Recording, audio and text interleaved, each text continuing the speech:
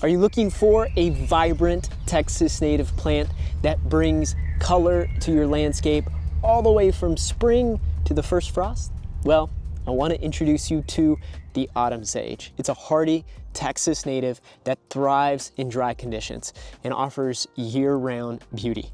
So let's explore what makes this plant so special, how to grow it, and the best ways to pair it with other Texas natives. Welcome to this Texas Nature Journal entry. I'm Cory Ames, and today we're diving into autumn sage, or Salvia greggii, one of the most versatile plants for Texas native landscapes. Its ability to bloom for most of the year and attract hummingbirds and butterflies makes it a real standout in any landscape, so let's dig in. Autumn sage, also called cherry sage, is a member of the mint family and native to the rocky slopes of West Texas and northern Mexico. It grows up to 3 feet tall and spreads 2 to 3 feet wide, forming something of a compact mounded shape altogether. Its flowers come in an array of colors. Red, I have more of the coral pink here. There's orange, purple, and even white, adding real dynamic beauty to any garden. And you'll start noticing this all over Texas, I'm sure, after this video. It's a plant that thrives in very difficult conditions while still providing some incredible beauty. So let's take a closer look at where it comes from and why it might work so well in Texas landscapes. So autumn sage is native to West Texas and northern Mexico, as I mentioned briefly before, including the rocky limestone-rich slopes of San Luis Potosi. It's perfectly adapted to our climate here in central Texas. I'm in San Antonio. It thrives in dry, well-drained soils with plenty of direct sun. And while its natural range includes central, south, and west Texas, it does perform well across most of the state as long as we're considerate of a few things. This adaptability combined with its long blooming season has really made the autumn sage a favorite for many Texas native landscapers. If they're looking for a low maintenance plant that will provide a high impact for a variety of reasons. And one of the biggest draws of autumn sage is its ability to attract pollinators, right? Its tubular flowers here are rich in nectar, making it a magnet for hummingbirds, butterflies, and bees.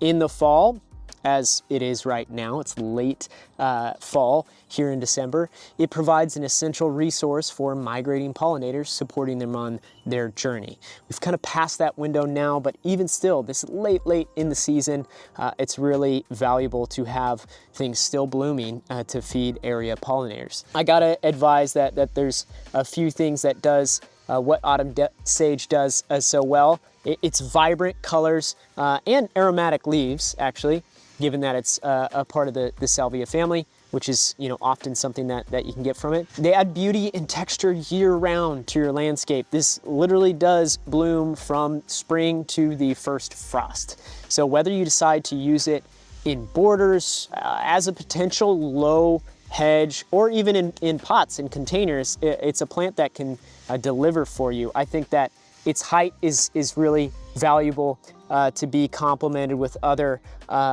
more striking erect growing plants. I have the Mexican sagebush leaning into it just now, and I have a few grasses here, the Lindheimer muley still to fill in a bit more, but hoping that will be the case. There'll be this low growing mound of striking color with some background strong structured plants behind it.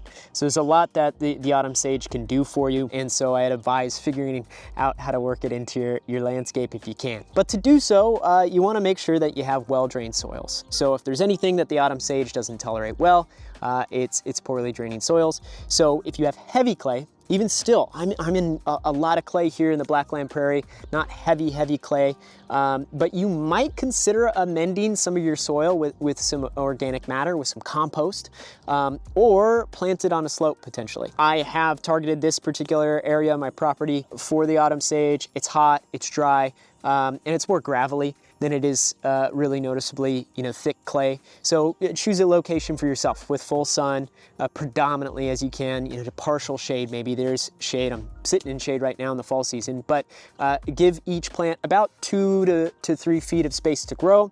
I always like to go more narrow. I prefer density, and I want to keep weeds away. So, you know, I prefer to go on the low end of that spectrum, you know, 2 feet, if not maybe a little bit less. You can prune it by 1/3 to 1/2 in late winter or early spring to encourage some fresh, compact growth. After each bloom cycle, you might want to trim it lightly to keep the flowers coming. You can see I have some dead stalks here that I didn't prune back. That's not something I'm going to do with how many new plantings I'm putting into my landscape right now.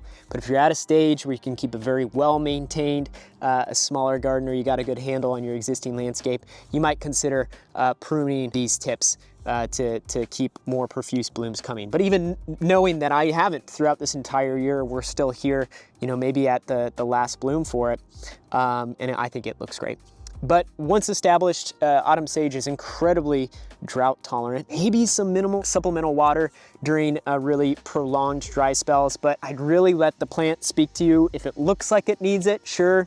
But I personally don't make that assumption. I'm happy to let my plants maybe get a little bit sad, especially with drought conditions here in Texas.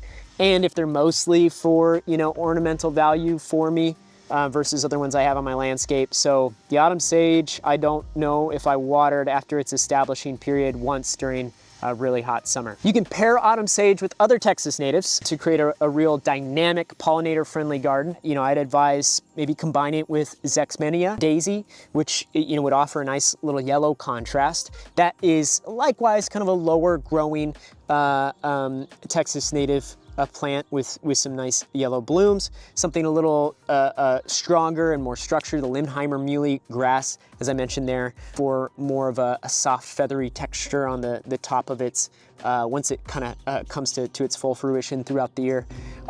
Or rock rose is another good one for it, or mealy blue sage could even grow around this as something that would be a bit of a level higher of it, still able to be seen and identified. So those are a great a list of companions, I think, things that could match quite well, that would add even more color, more interest, and maybe some unique contrast to a pollinator garden, for example. From spring through fall, autumn sage offers bursts of vibrant blooms, as mentioned, with really maybe its spectacular peak in late fall. So in milder climates, its foliage remains evergreen, providing year-round interest, so it can be kind of season to season here in San Antonio. But in colder areas, it will go dormant and it will shed all its leaves.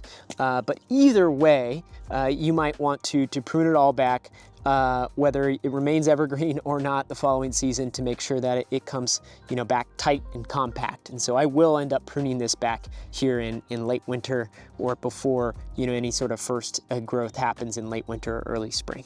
All right, y'all, I hope you enjoyed this Texas Nature Journal entry on autumn sage. If you did, you might want to check out my other video on mealy blue sage, a plant I already mentioned in this video. It's another Texas native that pairs beautifully in pollinator-friendly gardens. You'll find that link in the description below. And if you want even more tips for creating resilient Texas native landscapes, sign up for my newsletter, Grow Ensemble. It's packed with practical advice and inspiration to help you make the most of your Texas native plants. You can find that link in the description or visit ensembletexas.com/grow.